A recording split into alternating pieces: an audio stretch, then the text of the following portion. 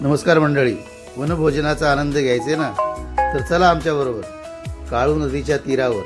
आणि हो, तिथे गेल्याशिवाय वनभोजनाचा आनंद काय असतो तो आपल्याला अनुभवायला मिळणार नाही.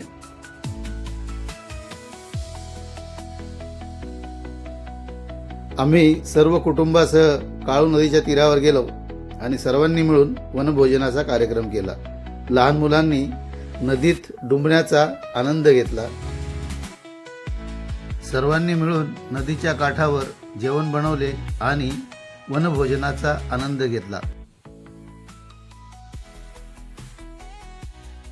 आपणही वर्षातून किमान एकदा सहकुटुंब वनभोजनाचा आनंद घ्या आणि निसर्गाच्या सानिध्यात एक दिवस घालवा.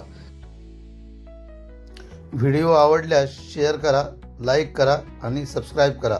धन्यवाद.